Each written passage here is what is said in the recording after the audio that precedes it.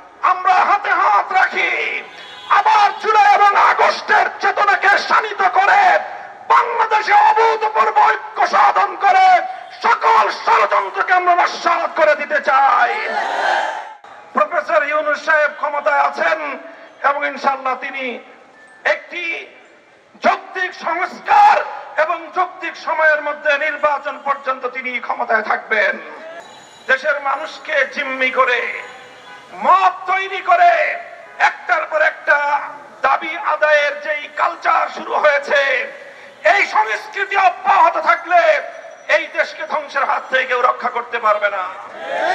বিগত ফ্যাসিবাদী সরকারের যারা দোষর ছিল, যারা পৃষ্ঠপোষক, ফ্যাসিবাদের জন্মদাতা যারা, তারাই আমরা লক্ষ্য করছি আমাদের মধ্যকার পারস্পরিক দ্বন্দ্ব সংঘাত গুলোকে উস্কে দিয়ে বাংলাদেশকে ধ্বংসের দ্বার প্রান্তে তারা উপনীত করবার চেষ্টা করছে।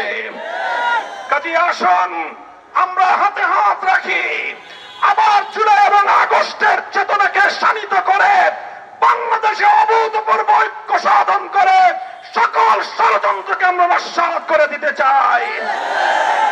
ছাত্র নেতৃবৃন্দ, তোমাদেরকে আমি বলবো, তোমাদের ত্যাগ, তোমাদের কোরবানি, জুলাই এবং আগস্টের বিপ্লবে তোমাদের ঐতিহাসিক নেতৃত্ব এদেশের মানুষ হাজার বছর পর্যন্ত স্মরণ করবে। কাজেই তোমরাও দায়িত্বশীল ভূমিকা পালন করো। রাজনৈতিক দলগুলোর সঙ্গে অযথা বাক বিতণ্ডায় জড়ানোর কোনো প্রয়োজন নেই। বিএনপি এবং জামায়াতে ইসলামীকে বড় রাজনৈতিক দল হিসেবে আপন আপন জায়গা থেকে গুরুত্বপূর্ণ ভূমিকা পালন করার উদাত্ত আহ্বান জানাই। ইসলামী আন্দোলন বাংলাদেশ সহ সকল রাজনৈতিক দলগুলোকে ঐক্যবদ্ধভাবে চলমান এই পরিস্থিতিকে মোকাবেলা করবার উদাত্ত আহ্বান জানাই। ইনশাআল্লাহ আমি আপনাদেরকে আজকের মঞ্চ থেকে বাংলাদেশের মানুষকে আমি আশ্বস্ত করতে চাই, ইনশাআল্লাহ জুলাই এবং আগস্টের সকল অংশীজনরা ঐক্যবদ্ধভাবে বাংলার বিরুদ্ধে পরিচালিত প্রতিটি ষড়যন্ত্রকে প্রতিহত করবে ইনশাআল্লাহ।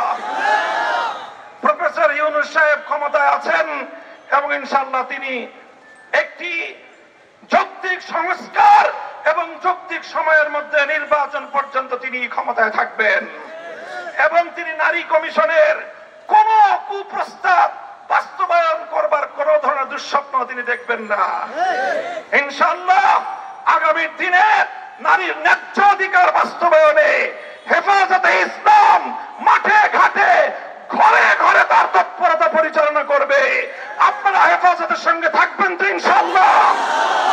হেফাজতে ইসলামের এই শাহাদাতের খুন রাঙা এই মে মাসের মধ্যে আমরা শাপলা চত্বরের গণহত্যার বিচার কার্যক্রমের দৃশ্যমান একটা উন্নতি এবং আজকের মঞ্চ থেকে শাপলার গণহত্যার বিরুদ্ধে রাষ্ট্রের পক্ষ থেকে কমিশন গঠনের দাবি জানাই। এভাবেই যেন আমাদের ঐক্যবদ্ধ হবে আমরা বাংলাদেশকে রক্ষা করব।